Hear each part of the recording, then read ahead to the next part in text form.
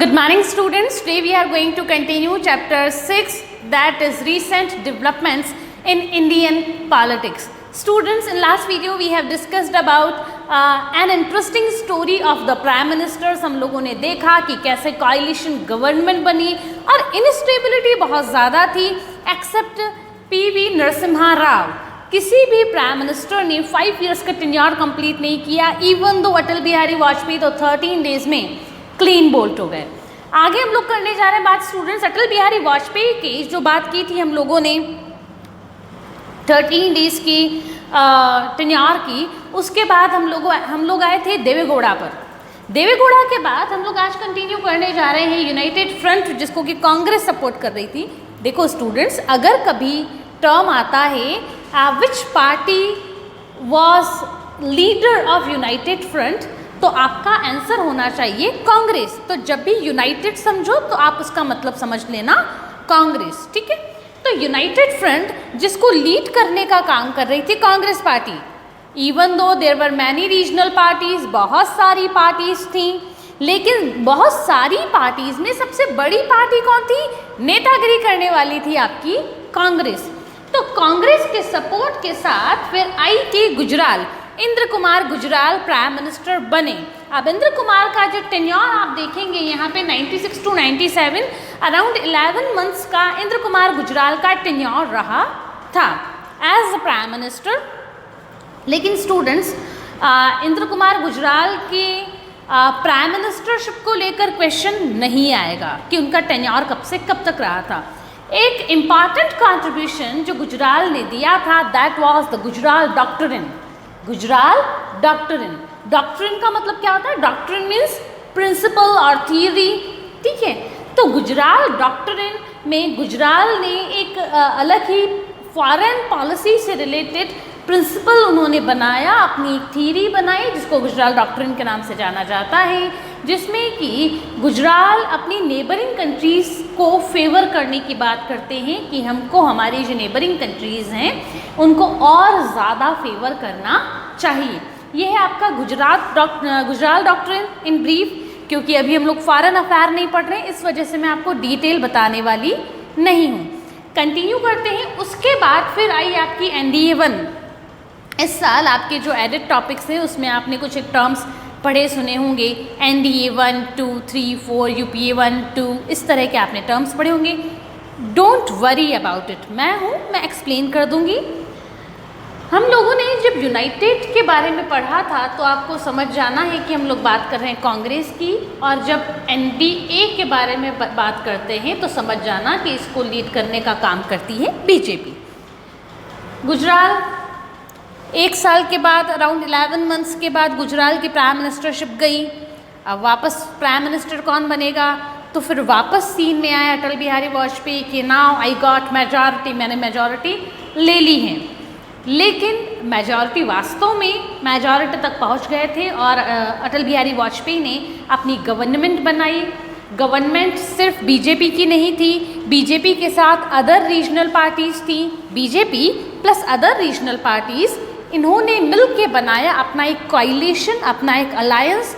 और उस अलायंस को इन्होंने क्या नाम दिया? Name of that alliance was national democratic alliance. National democratic alliance, बहुत अच्छे से याद रखना. 1 mark का क्वेश्चन, फिलिंग द ब्लैंक या फिर फुल फॉर्म के फॉर्म में ये क्वेश्चन आ सकता है. What is the full form of NDA? और कुछ नहीं तो आपके एक्सटर्नल जब आएंगे और वाइवा अगर आपका लेते हैं तो वो NDA नेशनल डेमोक्रेटिक अलायंस के बारे में पूछ सकते हैं कि NDA 1 कब था, 2 कब था. तो अभी हम लोग क्या पढ़ रहे हैं? NDA 1 कब आया था? Just after I.K. Gujral, means Indra Kumar Gujral के बाद आपका NDA 1 आया था. BJP वापस सीन में आई और BJP ने अटल बिहारी वाजपेयी को अपना प्राइम मिनिस्टर कैंडिडेट बनाया. और मार्च 98 to May 99, around 10 months Atal Bihari Vajpayee रहे. Sorry, more than 10 months, 13 months, my mistake. Around 13 months Atal Bihari Vajpayee prime minister रहे, लेकिन उनकी प्राइम मिनिस्टरशिप इतनी ज़्यादा चल नहीं पाई. और नहीं चल पाई तो वापस आते हैं हम लोग. फिर आते हैं कि इलेक्शन हुए. इलेक्शंस के बाद क्या हुआ, इलेक्शन के बाद वापस बीजेपी जो थी उसको सबसे ज़्यादा सीट्स मिली थी। इवन बीजेपी को 272 का जो मैजिकल नंबर है वो तो नहीं मिल पाया, ठीक है, 272 का मैजिकल नंबर तो नहीं मिल पाया। तो बीजेपी ने वापस एनडीए की जो एनडीए में जो दूसरी रीजनल पार्टीज़ थी उनको वापस बुलाया, आओ हमारे साथ, बीजेपी लीड और अदर पार्टीज़ बीजेपी को सपोर्ट करेंगी और ऐसे मिला के वो 272 वोट्स गेन कर लेंगे। कैसे गेन कर लेंगे, मान लो मेरे पास 100 रुपीज़ हैं, आपके पास 50 रुपीज़ है, किसी के पास 4 रुपीज़, किसी के पास 5 रुपीज़, ऐसे कर करके 4, 5, 50, 20, 100 ऐसे कर करके मैंने अपने पास 272 वोट्स कलेक्ट कर लिए। तो बीजेपी ने भी ऐसे ही किया था और ऐसे करके ही ये जो इलेक्शन है फ्रॉम 1999 टू 2004, इसमें बीजेपी ने वापस अपनी गवर्नमेंट फॉर्म करने में बीजेपी को सक्सेस मिली।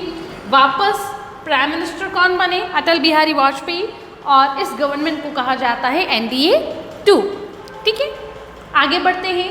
NDA 2 का टेन्योर कब कंप्लीट हुआ, 2004 में। एक्चुअली स्टूडेंट्स इंटरेस्टिंग बात ये है, आपकी बुक्स में तो ये चीज़ मेंशन नहीं है, लेकिन हाँ ये इंपॉर्टेंट बात है कि जो इलेक्शन थे, है ना, आप जो 2004 में अटल बिहारी वाजपेयी का टेन्योर कंप्लीट होने वाला था, अब नए इलेक्शन होने हैं, नया कोई प्राइम मिनिस्टर बनेगा, ही में भी अटल बिहारी वाजपेयी 2 कोई भी बन सकता है, लेकिन हाँ इलेक्शन होने थे। अटल बिहारी वाजपेयी बड़े कॉन्फिडेंस में थे कि हमने तो न्यूक्लियर टेस्ट किया है और हमारी बहुत सारी अचीवमेंट्स रही हैं, तो इस वजह से माहौल जो है वो हमारे फेवर में है। इस वजह से चुनाव जो है होने वो एंड ऑफ द ईयर में थे, and quarter, last quarter of year में होने वाले थे election, last quarter of year में होने वाले थे। वाजपेयी बड़े कॉन्फिडेंस में थे कि मैंने तो बहुत कुछ किया है देश के लिए, तो अब तो चुनाव हम ही जीतेंगे, इसलिए देर हो जाए, लोग सब कुछ भूल जाएं, उससे पहले मैं अपनी गवर्नमेंट फॉर्म कर लूँ। तो वाजपेयी ने फ्यू मंथ्स बिफोर, ठीक है, वाजपेयी ने कुछ महीने पहले इलेक्शन करवा दी, जबकि इलेक्शन कब होने थे, last quarter of the year में इलेक्शन होने वाले थे, लेकिन हाँ वाजपेयी ने वो पहले करा दिए। वाजपेयी जो प्रेडिक्ट कर रहे थे कि मैंने न्यूक्लियर टेस्ट किया है, इसके अलावा हम लोगों की कारगिल वॉर में भी हम लोगों को लीड मिली थी ओवर पाकिस्तान, इसके अलावा उन्होंने गोल्डन क्वाड्रिलैटरल स्कीम भी यूज़ किया, तो बहुत सारी स्कीम्स अटल बिहारी वाजपेयी ने बहुत अच्छा काम किया। I am not criticising him, लेकिन मैं उनकी आपको स्ट्रैटेजी बता रही हूँ कि उन्होंने कुछ महीने पहले इलेक्शन करवा लिए ताकि लोग सब कुछ भूल के उनके काम को नहीं भूल जाएं, उनके काम को याद रख के तुरंत उनको वोट दे दें। लेकिन जो भी उन्होंने प्रेडिक्ट किया था वो सब सही नहीं निकला और बीजेपी को इतनी ज़्यादा सीट्स नहीं मिल पाई, पूरे एनडीए को भी इतनी ज़्यादा सीट्स नहीं मिल पाई कि वो इस मैजिकल नंबर को गेन कर सके। अब सीन में आती है कांग्रेस। अब Congress was a single majority party, single majority party थी, मतलब सबसे ज़्यादा सीट्स किसको मिली in the election of 2004, Congress को। लेकिन क्या कांग्रेस के पास ये मैजिकल नंबर था?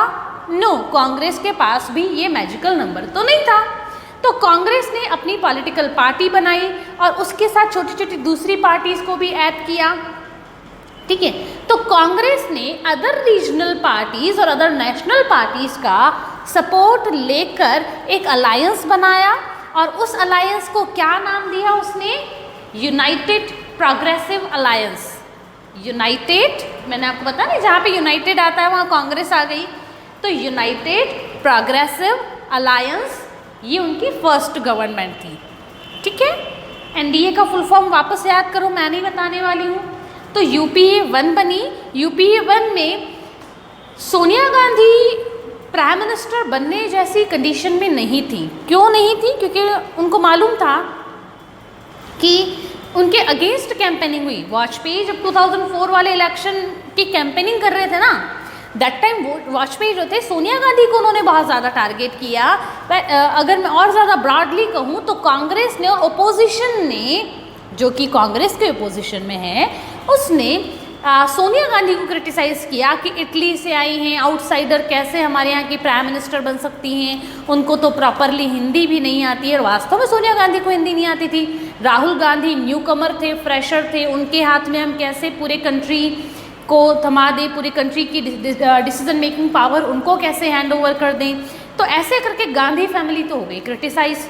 तो गांधी फैमिली को मालूम था कि भले ही हम यूपीए 1 में हम लोगों को ये मैजिकल नंबर तो मिल जाए, मान लो मिल गया, लेकिन ये गवर्नमेंट जो है स्टेबल गवर्नमेंट नहीं होगी, ठीक है।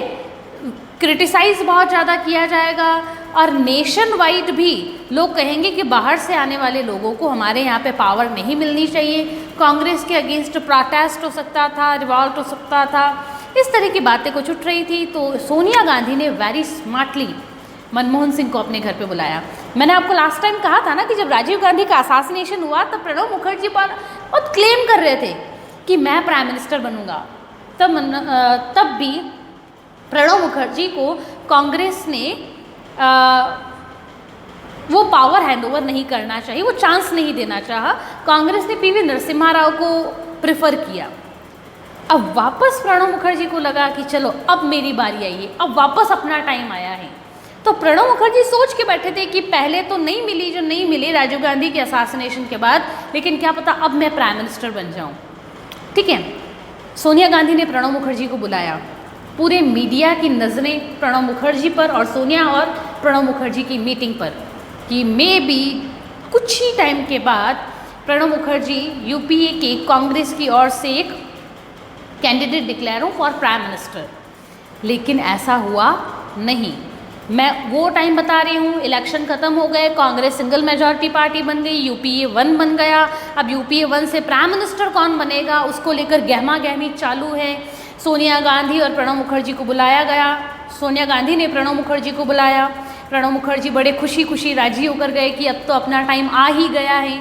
लेकिन सोनिया जब प्रणब मुखर्जी से मिली तो सोनिया ने प्रणब मुखर्जी को कहा कि मैं मनमोहन सिंह को प्रोजेक्ट करना चाहती हूँ एज प्राइम मिनिस्टर, और दिल के अरमा आंसुओं में बह गए। प्रणब मुखर्जी बड़े डिसअपॉइंट हुए इस पूरी की पूरी मीटिंग से।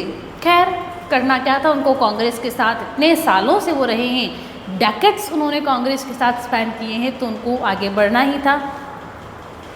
तो फिर हुआ यूँ कि मनमोहन सिंह जो आरबीआई के गवर्नर रह चुके थे, इकोनॉमिस्ट रह चुके थे, तो मनमोहन सिंह को बहुत कन्विंस किया और फाइनली मनमोहन सिंह को चूज़ किया। अब मनमोहन सिंह को चूज़ करने से कांग्रेस को फ़ायदा क्या हुआ? पहला फ़ायदा, कांग्रेस अपने आप को एक बड़ा ही सेक्रीफाइस करने वाली पार्टी बता रही थी कि देखो हमने पावर अपने लिए नहीं रखी और हम पावर दूसरों को भी हैंडओवर करते हैं। तो गांधी फैमिली के ऊपर जो एक डायनास्टी को पावर की वो बात रहती है ना, गांधी तो गांधी, जो पावर हमेशा ट्रांसफ़र होती रहती हैं, तो अपने आप को उस एलिगेशन से उन्होंने बचा लिया। और उन्होंने ये भी देखा कि देखो हम लोग बड़े डेमोक्रेटिक हैं। और दूसरा बेनिफिट ये मिला कि मनमोहन सिंह तो आपको मालूम है ज़्यादा बोलते नहीं थे, वो तो बड़े ही इंट्रोवर्ट थे और कुछ ज़्यादा बोलते नहीं थे, तो एक पपेट के जैसे काम करने वाला भी मिल गया। अगर किसी और को बनाते तो वो अपनी चलाता, वो सोनिया गांधी की क्यों सुनता। तो मनमोहन सिंह से दोनों काम हो गए। एक तो उन्होंने अपने आप को, कांग्रेस ने अपने आप को प्रोजेक्ट किया एज अ सेक्रीफाइजर कि हमने सेक्रीफाइस किया है और हमने पावर नहीं ली, we do not need power for nation, ठीक है। और इसके अलावा उन्होंने एक पपेट प्राइम मिनिस्टर भी बिठा लिया। ये इनका टेन्योर जो था लगभग सक्सेसफुल था। अब सक्सेसफुल क्यों था, इसके पीछे कुछ रीजंस हैं, मैं बताने वाली नहीं हूँ, वो हम कभी और डिस्कस करेंगे अगर आपको इंटरेस्ट है तो, बाकी मैं नहीं बताने वाली हूँ। सक्सेसफुल था ऑलमोस्ट। फिर 2009 में लोकसभा के इलेक्शन, स्टूडेंट्स ये जो मैं इलेक्शन मैंने मार्क कर रखे हैं ना, these are the Lok Sabha election, ठीक है। तो आप इसको कोई और इलेक्शन नहीं मान रहे, लोकसभा के इलेक्शन ही है, जिसको जनरली हम लोग जनरल इलेक्शन कहते हैं, लेकिन हाँ वो जनरल कम और लोकसभा के इलेक्शन ज़्यादा होते हैं। खैर 2009 में अगेन इलेक्शन हुए। इस बार भी कांग्रेस की ओर से कौन थे candidate? Manmohan Singh, means UPA के कैंडिडेट मनमोहन सिंह, और एनडीए के कौन थे? अटल बिहारी वाजपेयी ना, अटल बिहारी वाजपेयी एनडीए के कैंडिडेट नहीं रहे, क्योंकि अटल बिहारी की वाजपेयी की जो तबीयत थी वो अब ख़राब रहने लगी थी। अब उनकी तबीयत ऐसी नहीं थी कि वो आके इलेक्शन कैंपेनिंग करें और इलेक्शन कंटेस्ट करें। तो फिर कौन? LK आडवाणी, लाल कृष्ण आडवाणी। लाल कृष्ण आडवाणी प्रोजेक्ट हुए in this election 2009 to 2014। NDA ने अपना कैंडिडेट बनाया अटल बिहारी वाजपेयी को, और यूपीए के कैंडिडेट थे मनमोहन सिंह। मनमोहन सिंह क्योंकि पढ़े लिखे हैं, इंटेलेक्चुअल हैं, सब चीज़ें समझते हैं, और बहुत सारी स्कीम्स इन्होंने चलाई थी। आप खुद आइडेंटिफाई करो कौन सी स्कीम्स चलाई थी। वापस कांग्रेस सिंगल मेजॉरिटी पार्टी बनी। क्या ये मैजिकल नंबर कांग्रेस को इस टेन्योर में मिला? 2009 to 14 वाले 9 वाले इलेक्शन में कांग्रेस को मैजिकल नंबर मिला? नहीं मिला। लेकिन हाँ, कांग्रेस सिंगल मेजॉरिटी पार्टी ज़रूर रही थी कि सबसे ज़्यादा वोट्स किसको मिले हैं? कांग्रेस को मिले हैं। तो कांग्रेस को मिले तो कांग्रेस ने अपनी वापस गवर्नमेंट फ्रेम की। 5 ईयर्स अगेन कांग्रेस का एक प्राइम मिनिस्टर बना। ये प्राइम मिनिस्टर कौन थे? अगेन मनमोहन सिंह। इस गवर्नमेंट को कहा गया UPA 2 गवर्नमेंट। तो पहली बार जब मनमोहन सिंह प्राइम मिनिस्टर बने थे तब UPA 1 गवर्नमेंट, सेकेंड टाइम जब वो प्राइम मिनिस्टर बने तब UPA 2। अब आते हैं हम लोग, ये उनका टेन्योर 2014 में कंप्लीट हुआ। 2014 में फिर वापस इलेक्शन हुए। इस इलेक्शन में एक पार्टी इमर्ज हुई विद अ फुल मेजॉरिटी। 30 सालों के बाद किसी पार्टी को, सिंगल पार्टी को ये मैजिकल नंबर मिला या फिर इससे भी सरप्लस नंबर उनको मिला। It was BJP। ठीक है स्टूडेंट्स, 1985 में राजीव गांधी को 415 सीट्स मिली और उसके बाद हमने जो भी गवर्नमेंट्स पढ़ी है ना, यहाँ तक की जो सारी गवर्नमेंट्स हमने पढ़ी हैं फ्रॉम 19 या फिर मैं यहाँ लिखूँ 1989 to 2014, किसी के पास भी ये वाला मैजिकल नंबर नहीं मिला। आप देखो कितना लॉन्ग टाइम है। फ्रॉम 1989 to 2014 किसी भी पॉलिटिकल पार्टी को, चाहे वो कांग्रेस हो चाहे BJP हो, किसी को सिंगल पार्टी को ये नहीं मिला। सब क्या करती थी, कभी थोड़े वोट आप दे दो, थोड़े वोट आप दे दो, ऐसे करके कोalition बनाती थी। लेकिन हाँ, 2014 में जो इलेक्शन हुए इसमें BJP won 282 seats. 282 seats BJP को मिली और इस 282 सीट्स को कहा गया surplus number. Surplus number, surplus क्यों? सरप्लस का मतलब ज़्यादा नंबर मिला। आपके एग्जाम में क्वेश्चन आ सकता है सरप्लस नंबर से रिलेटेड, याद रखना 1 मार्क का क्वेश्चन आने की पॉसिबिलिटी रहती है। तो BJP एक ऐसी पार्टी के फॉर्म में इमर्ज हुई जिसको 282 वोट्स मिले और BJP अपने दम पर गवर्नमेंट बनाने की कंडीशन दैट टाइम रखती थी। लेकिन फिर भी BJP ने अपना एक अलायंस कंटिन्यू किया, दैट वाज NDA। NDA 1 में अटल बिहारी वाजपेयी, NDA 2 अगेन वाजपेयी। बीच में 10 सालों के लिए NDA नहीं थी, वापस NDA गवर्नमेंट आई। ये NDA 3rd गवर्नमेंट कहलाई। NDA 3rd गवर्नमेंट में प्राइम मिनिस्टर कौन थे? नरेंद्र मोदी। फिर 2019 में इनका टेन्योर कंप्लीट हुआ। 2019 में अगेन इलेक्शन हुए। 2019 में इलेक्शन मतलब लास्ट ईयर वापस चुनाव हुए थे ना स्टूडेंट्स, तो 2019 में वापस इलेक्शन हुए और वापस BJP सिंगल लार्जेस्ट पार्टी बनी।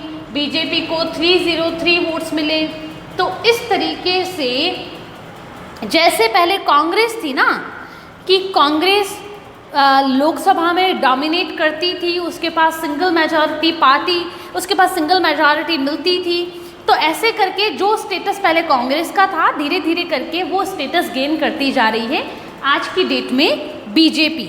और ये वाली क्या कहलाई? This is known as NDA 4। ये NDA 4 कहलाई। NDA 4 गवर्नमेंट 2019 to 2024 5 सालों के लिए है ना। 2019 to 24 BJP की लीडरशिप में एक गवर्नमेंट बनी, इसको NDA 4 कहा गया। BJP को 303 सीट्स मिली थी। इस वजह से जो पहले कांग्रेस का स्टेटस था आज की डेट में वो स्टेटस है BJP का। तो पहले कांग्रेस को कांग्रेस के लिए टर्म यूज़ किया जाता था कांग्रेस सिस्टम। आज के पॉलिटिकल एनालिस्ट कह रहे हैं कि अब BJP सिस्टम आ चुका है। तो ये इस पूरे फिनोमेना के लिए जहां पर BJP सिंगल लार्जेस्ट पार्टी है और BJP लीड करती है, इस सिस्टम को क्या कहा गया है? BJP system. तो एग्जाम में 1 मार्क का क्वेश्चन आने की पॉसिबिलिटी रहती है, what do you mean by BJP system. आगे कंटिन्यू करें students. But there is a difference between Congress system, between these systems और द कोalition। जब हम अलायंस की बात करते हैं ना, तो देखो अलायंस ये भी है और अलायंस NDA 3 भी है।